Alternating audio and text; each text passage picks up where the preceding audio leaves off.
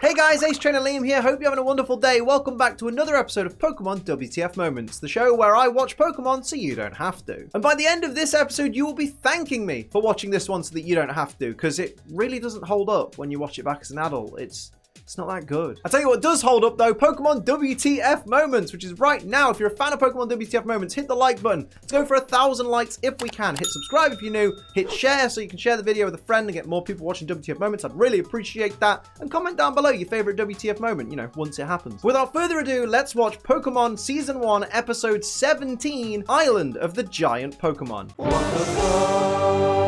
The narrator ends off the recap of the last episode with round and round they go. Where they'll stop, even I don't know. Pretty insensitive, to be honest, to be making a jokey rhyme about people being trapped in a water cyclone. You don't see newsreaders reporting on tornadoes going, are they going round the twist? Secondly, you ought to know where they're going because you've got the script right there. Ash, Misty and Brock all conveniently land on the same beach together and Brock asks, how did we survive that cyclone? And to be honest, I don't know, since apparently nobody survived Dragon Rage before, so congrats on being the first. This Krabby is me in Pokemon form. It sees an opportunity to be an arsehole and bloody well goes for it. Team Rocket also survived Dragon Rage. I'm starting to think the legends about Dragon Rage were all bollocks. Jessie reveals she received Ekans as a gift the year before, and James explains that he received Coughing as a gift at Christmas. So what did they do in Team Rocket before they had Pokemon? Like, surely grunts without Pokemon are completely useless. They spot a phone booth on the beach and they're too busy whinging about having no money to even question why it's there. Oh no, no.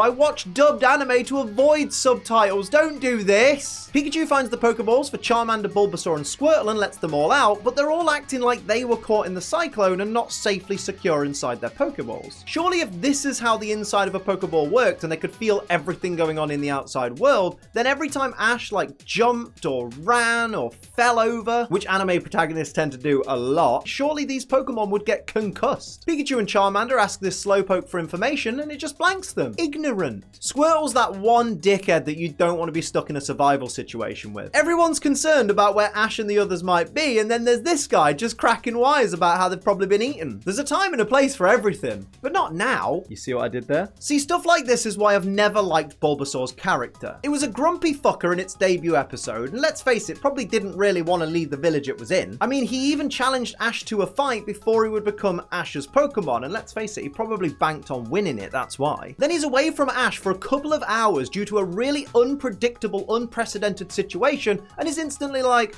maybe you forgot about us. Look, mate, if you don't like being Ash's Pokemon, just bugger off. Free him up space to get a better Pokemon, like a Poliwhirl. Meowth turns up and Pikachu's like, oh, it's just Meowth, even though he can clearly see Ekans and Coughing behind Meowth. Direct quote from Meowth. I guess the Team Rocket motto's starting to lose its impact. Well, yeah, it will do if you only recite the last 2 lines, dumbass. Also, please don't try and get rid of the Team Rocket motto in its current form too soon. I'm not quite ready yet for James to start blathering on about being the nobly heroic man of our times. I still don't know what the fuck that means. Ekans and Coughing are good eggs. They'll only obey Jessie and James. Not like Pikachu will drop Ash to help another trainer at a moment's notice. This bit's honestly pretty surreal. We basically get told that Ekans and Coughing know that Team Rocket asked them to do bad things, but because Team Rocket are their masters, they'll do it regardless. We're getting a real deep look into the psyche of Team Rocket's Pokemon here. I know some of you out there will want me to mention that Meowth saying that him versus 4 of Ash's Pokemon isn't a fair fight because of the irony there, but that's the point of irony. It's deliberate. Where did Ekans and Coughing get a tea set? Not to mention a table. How does anybody like this mardy prick of a Bulbasaur? Liam, you're a mardy prick and your viewers all love you. Of course they do. I'm wonderful.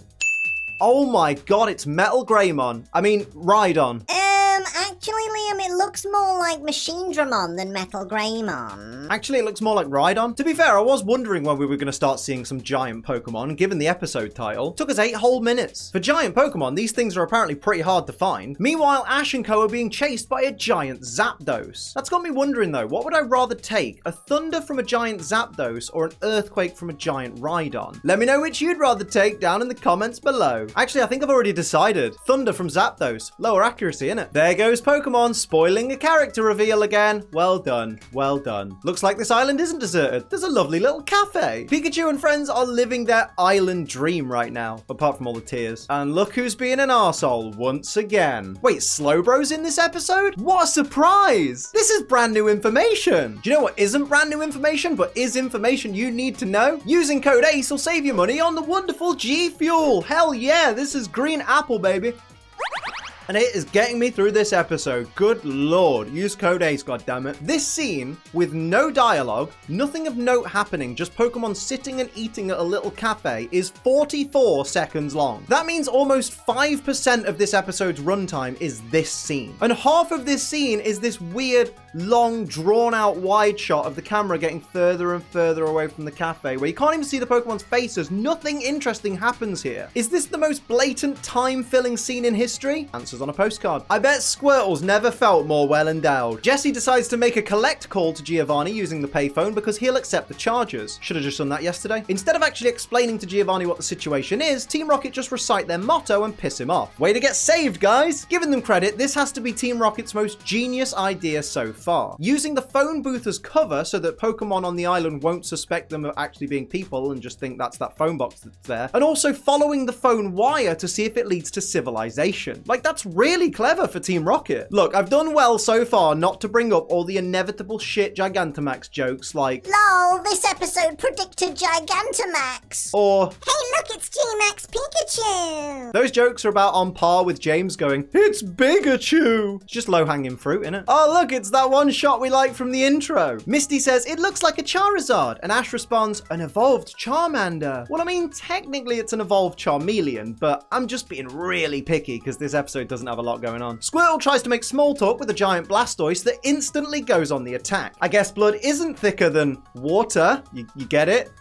Get it? Shut up, that was gold. Shut up, that was gold. The Pokemon spot a giant Venusaur, but Bulbasaur refuses to even attempt to communicate. Oh, what a surprise. Team Rocket end up in what can only be described as the most powerful minecart in the world, able to drag a giant Kabutops along with it without slowing down. The Kabutops is even bumping into trees and stuff, and it's not slowing the minecart down at all. That is impressive. And now the brake's broken, so I guess nothing's gonna slow it down. The stone bridge Ash, Misty, and Brock were all standing on collapses, and they land in the metal minecart and all survive. That's right, they fall what must be tens of feet alongside debris from the broken floor that somehow doesn't end up in the minecart or on the tracks or in the way or anything like that, but let's just skip over that. And they land in what is effectively a metal container moving at high speed and somehow survive, even though that's the equivalent of jumping off an overpass into a convertible that's had all the upholstery removed. They should be dead. I won't lie, it is kind of frustrating that none of the characters so far have noticed that there's no change in expression on the giant Pokemon's faces, and they're all fine with being dragged along the ground and aren't struggling to get free. Like they're happily lying on their sides being dragged down the road. Nobody's a little bit skeptical of this, really? So not only are Ash and Team Rocket's Pokemon fast enough to outrun the giant Pokemon, but they're also fast enough to catch up with the minecart? That's impressive. This is the part of the episode where one of the animators had to hold up their hands and say, look, I know I said I know what roller coaster tracks look like and can totally draw them, but I don't.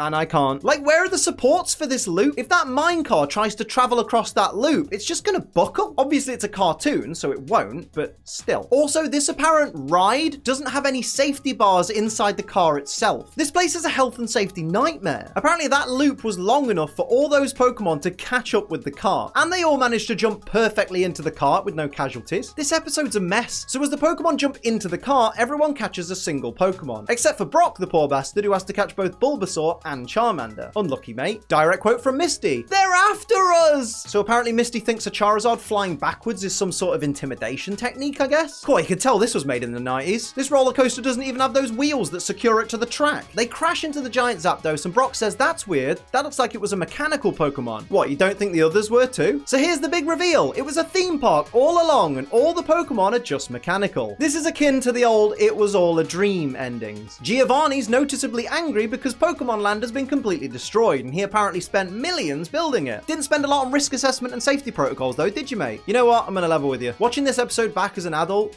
it's wank. Literally nothing happens that affects the main story, and none of the real Pokemon even use a move. It's just 20 minutes of people and Pokemon being lost and running from stuff.